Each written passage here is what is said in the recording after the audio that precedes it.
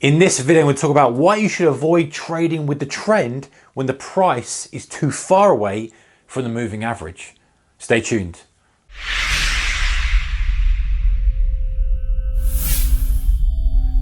Hey traders, a very warm welcome to you. I hope you're well and your trading is going good. Okay, so we've talked about this many times before, trading with the trend. We want to try and align ourselves, if possible, with the underlying trend of the market. Now, some trends are going to be strong, some trends are going to be weak, some trends are going to be normal, but ultimately, we're trying to do that. If we're in a higher time frame and it's trending strongly, we're waiting for a pullback to get long. We're not trying to be too clever trading short. We're going to trade short in a downtrend or range bound. Now, okay, occasionally we're going to try and take these little scalp trades, which is a different thing altogether. But generally speaking, if we're just trying to be trade efficiently and well, we want to align ourselves with the underlying trade. Okay, underlying trend. Okay, so generally speaking, we're going to have three types of trends. I've categorized them roughly to fit them into, some kind of sector, but there's going to be varieties of trend, aren't there? So weak trend is pretty much where we'll have, price is just very lightly plodding up, and it might not be above a 20 period moving average. It might not be above a 100-day moving average, but it's probably going to be above a 200-day, which is going to be very, very shallow, very, very narrow. And a 200-day allows for plenty of move down, plenty of move up, plenty of move down. Now, when you're in a very, very weak trend, it's going to be closely defined between range bound and a weak trend. So you don't want to trade too weak of a trend, because even if you officially, let's say a 200-day is sweeping up, and I'm going to put 200 in here. Let's say it is sweeping up and is officially an uptrend if you're judging it by that. You could have to sit through several months of down move before it pushes back up again, because it's very, very weak. Now, if we look at a normal trend, for example, and we've got price, little bit more aggressive. Our moving average now is 100 period, and that's going to be obviously a little tiny bit more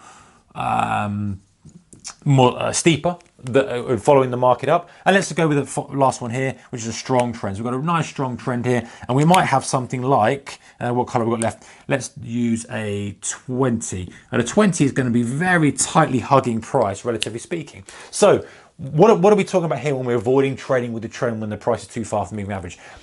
If we're trading with the trend, then let's forget about these kind of sneaky little scalps to the downside against exhaustion. Let's forget about that for now. That's a separate strategy and it requires a separate skill set. Let's just look that we're trend trading. We're trying to align ourselves with that underlying trend. We want to be careful, whichever type of trend we're looking at, whether it's weak, normal, or strong, that we're not chasing the market too much. Now, if we've identified a price chart as a weak uptrend, and let's say we're using the 200 EMA as our benchmark, let's just put that in there. It could be a, it could be a simple moving average, guys. It doesn't necessarily have to be an EMA, but we've recognized that, and we've seen now that price is starting to accelerate a little bit more. And history on that chart, this is the important thing. History has shown us that generally we haven't got too far away from that 200 moving average, because we're in a weak trend. We just kind of push up, we unwind a little bit, come back down, push up, unwind a little bit, very kind of sine wave action, but slightly tilted to the upside. We don't want to be trading with the trend when we are a big distance away from it. Why not? Probably pretty obvious, because the likelihood of it reversing back and doing a little bit of mean reversion within the uptrend kind of channel, if you're not really a channel, but within the uptrend, we can still have mean reversion, as we said, multiple days, multiple weeks even, and that 200 still be pointing up. That's why we want to be careful that we're not chasing the market when it's too high. Same if we look over to a normal trend. Normal trend could be 100, could be a 50. I'm just using these for argument's sake. And let's say a normal trend is pushing up. It starts to accelerate a little bit more here. It starts to get a little bit extended. We don't want to be trading with the trend. I know everyone's saying trade with the trend, trade with the trend. This is the kind of danger zone that we don't want to be. We almost want to be putting an area on here where we say, if it goes above this, then we need to wait for it to unwind a little bit of mean reversion, again, with the underlying trend still intact. So let it come down, let it unwind. Do we have to let it come back to the 100 period? Of course, there's some strategies that say you have to do that. don't necessarily. If you're in your area where you're happy to take the trade and it's a little bit close to the moving average, maybe you take a double bottom there. Maybe you take an engulfing bullish candle, or you add another kind of tool into this. And then finally, if we look at the strong trend, 20 EMA, you know, bouncing along, chugging along, it's pushing up, you know, just bouncing off that 20 EMA very, very strongly. Same kind of thing, guys. We don't want to be trading it when it's stretched above. We just don't, because we've obviously seen that if it's respecting that, yes, we might get lucky. We might get a real extension and just accelerates off. But we're about trading probabilities here.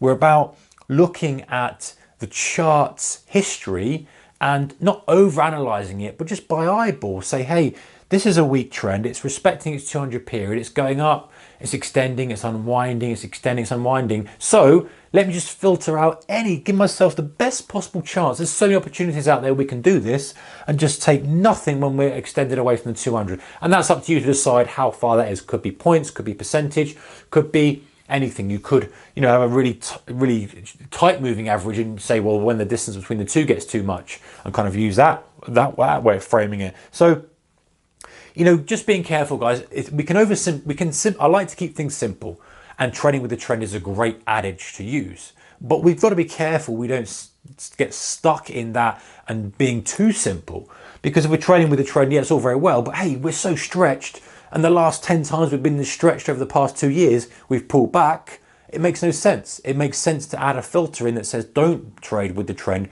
when we're too stretched. So anyway, guys, just a little bit of guidance. Applies obviously to swing trading here in this example.